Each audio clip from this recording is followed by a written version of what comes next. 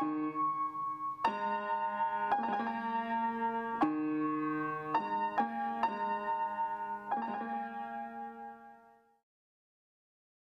ville t'écoutait, est-ce que tu aurais une vision à proposer si la ville de Saint-Jean t'écoutait? Est-ce que tu aurais une vision?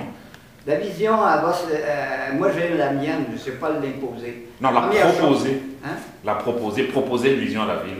Non, c'est sûr que j'ai mes idées et s'ils veulent les avoir, ils devraient les demander. On a de la misère à exposer des sculptures ici en ordre. On veut les exposer de toute manière, on ne prend pas. J'ai rien à dire. À Montréal aussi, j'ai rien à dire. Les gens, ils savent, les autres, ils ont leur diplôme, je suppose. Alors, le créateur a peu de choses à dire. Mais l'affaire, c'est pas ça. L'affaire, c'est que c'est pas exactement ça. Une vision, ça se bâtit tranquillement. C'est-à-dire, la clarté, elle ne vient pas du jour au lendemain. Comme je te dis, on rencontre demain la bonne personne. C'est l'architecte qui est prêt à aider. Tu peux lui téléphoner, lui demander, il va dire « Ah là, il faut que j'aille en Floride, il faut que j'aille ci ou ça. J'ai ma famille, j'ai pas le temps. Bon, ben c'est normal. Mais des fois, quand il y a une porte, puis il y a une aide. Il y a des gens qui disent « Oui, je pourrais aider. » Alors, il y a des gens qui m'ont dit qu'ils étaient prêts à aider. C'est des gens qui travaillent on appelait ça, c'est George Williams, c'est Concordia. Bon. Alors, les gens de Concordia, il y a une équipe qui travaille sur l'écologie, comment construire des choses écologiques avec le soleil. Bon, ben ces gens-là sont prêts à aider, c'est tout ce qu'ils m'ont dit. Ils sont venus ici, et puis ils sont 3-4. Alors, ça, c'est une voie. Maintenant, il y en a un autre qui est un...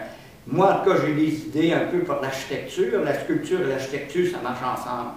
Alors, puis aussi, j'ai une collection artistique, c'est facile à voir, je suis entouré d'art. Et puis cette collection-là est aussi bonne que bien les musées, ça c'est évident. Alors à ce moment-là, on a une possibilité de bâtir quelque chose qui pourrait amener des gens dans cet endroit-là. Et puis s'il n'existe pas, c'est évident, il n'y aura pas de cette culture-là, il n'y aura pas cet aspect-là. Ensuite, il y a énormément d'individus, il y a déjà sur place un groupe d'artistes qui expose l'Arto. Bon, ben, ces gens-là ont besoin d'un espace aussi pour s'exposer. Et puis, en tout cas, alors, il y a des éléments à mettre ensemble, mais ces éléments-là ne sont pas intéressés à l'heure actuelle, ne sont pas sensibilisés, et puis ils ne défendent pas, évidemment, ils sont payés, tous ces gens qui peuvent être intéressés sont tous payés par un système. Ils font tous de l'argent dans un système. Qu'est-ce que ça leur donne de changer le système? C'est ceux qui n'ont pas, qui sont prêts à risquer, ou bien ceux qui sont intéressés à, disons, à quelque chose de plus grand qu'eux. Alors, en arrière de tout ça, l'étincelle, c'est toujours l'âme. C'est ce qui nous fait bouger, c'est la nécessité quand tu n'as pas de scène, ou bien l'âme quand tu veux grandir. Entre les deux, c'est le marasme. Il n'y a pas une grosse joie à vivre à faire de l'argent, je vous le dis. Moi. Mais tout le monde la cherche, par exemple. Donc tu veux que tout ça se construise, si je comprends bien, autour donc, des activités culturelles, artistes... Des fleurs, il faudrait beaucoup de fleurs. Beaucoup de fleurs? Beaucoup de fleurs. Puis l'éducation écologique, apprendre à connaître nos plantes. Par exemple, ici, il y a un arbre, un noyer. On appelle ça les noix longues. Alors, ce noyer-là, il n'y a plus personne qui connaît qu'on a des noix comme ça dans la région. Là, à Saint-Paul-Île-aux-Noix, c'est plein de ces noyers-là. Moi, j'en ai plusieurs sur ma ferme. Alors, il faut qu'il y ait un noyer, il ne faut pas arriver à planter n'importe quel arbre. Il y a une éducation, tu sais, et puis ça sent... On ne peut pas décider de tu sais, réellement, on peut avoir une vision où tout s'enchaîne, mais la vision existe en autant qu'il y a une collaboration. Disons, il faut qu'il y ait quelqu'un qui s'occupe de ces plantes-là. Il faut qu'il y ait quelqu'un qui s'occupe de l'art. Il faut qu'il y ait une recherche. Il y a des gens qui lisent, ils lisent aussi. Il n'y a pas être la télévision qui instruit, ou bien l'Internet. Il y a une recherche individuelle, puis aussi un travail. Il faut qu'il y ait des gens qui veulent travailler. Et puis si ça coûte trop cher, il n'y a rien qui peut se construire, c'est impossible. À l'heure actuelle, on s'en va ailleurs, l'argent ne vaut rien. Ça coûte 1 million pour toutes les choses qu'on veut faire. Mais pour l'instant, ça coûte très peu pour avoir un beau parc qui peut permettre toutes ces activités-là.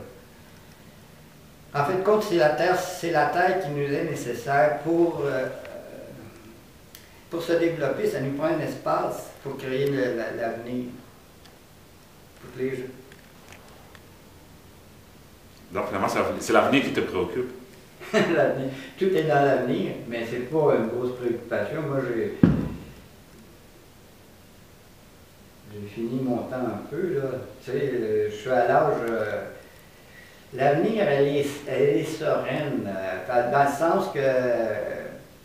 moi, je n'ai rien inventé, là. C'est la vision d'un monde nouveau qui est en arrière de tout ça, c'est la mer. Moi, j'étais en Orient en 1968 pour découvrir la mer. Et puis, pour moi, c'est évident. Elle a amené la possibilité, on voit, c'est-à-dire la qualité de la vie intérieure amène un changement radical à l'extérieur. Elle a mis ça clair comme la roche. Bon, c'est qui la mère? Une explication qu'un enfant de 8 ans peut comprendre. C'est tout ce qui est plus vrai. C'est-à-dire, quand tu fais un geste, tu fais un geste un peu inconscient, mais tu dis, ben, je vais le faire mieux.